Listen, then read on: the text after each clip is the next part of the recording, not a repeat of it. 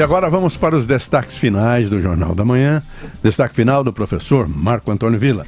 O grande assunto do dia, claro, é a designação por parte do presidente da República de Alexandre de Moraes para a vaga do ministro Teori Zavascki e tal. Bem, desde o início da República, sempre diversas vezes, dezenas de vezes, ministros que passaram pelo Poder Executivo, não só no Ministério da Justiça, como na Casa Civil e em outros ministérios, acabaram sendo indicados pelo presidente para o Supremo Tribunal Federal. Isso desde o início. Logo quando foi criado o STF, o Barão de Lucena, por exemplo, homem forte do governo Deodoro da Fonseca, foi designado pelo presidente para o Supremo Tribunal Federal.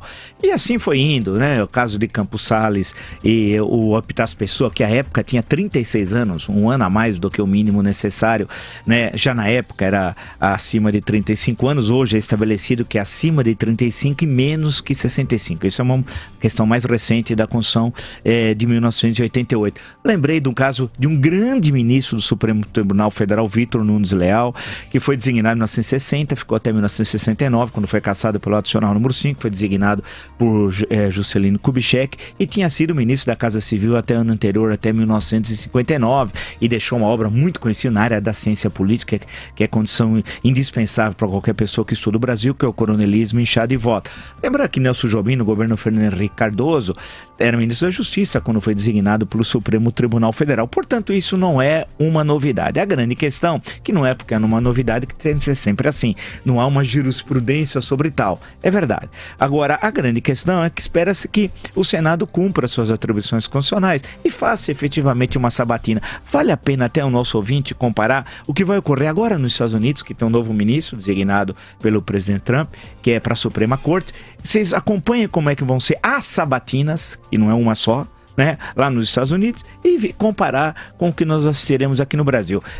A Comissão de Constituição e Justiça deve ser presidida pelo senhor Edson Lobão. A gente sabe que é um sujeito que não tem a mínima qualificação para ser senador, a qualificação dele é para atividades pouco republicanas e tal, né? Mas vão designar lá uma comissão, vai ter uma relatoria e não vai ter um debate efetivo. Isso é muito ruim e tal.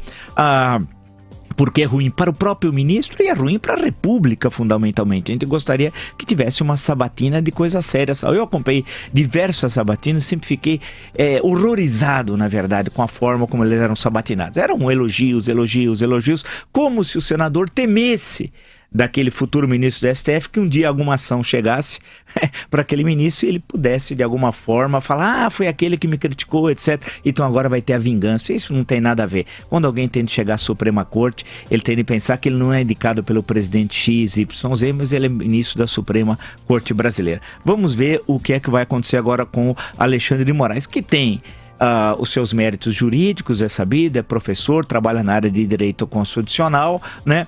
E vai ser o revisor da Lava Jato, que é uma outra teoria conspirativa que diz que ele foi colocado lá para sabotar a Lava Jato. O regimento do Supremo Tribunal Federal é claríssimo sobre isso, sobre o papel extremamente limitado do revisor e quem é soberano. Ou é a turma, quando é os assuntos referentes à turma, ou quando é o caso de ser o conjunto dos 11 ministros, no caso de todo o plenário. Vamos acompanhar, mas o resultado já é sabido. A pergunta que se coloca é: quem vai ser o novo ministro da Justiça? Essa é uma questão extremamente importante, tendo em vista a gravidade que o país passa por mais uma crise na área da segurança pública.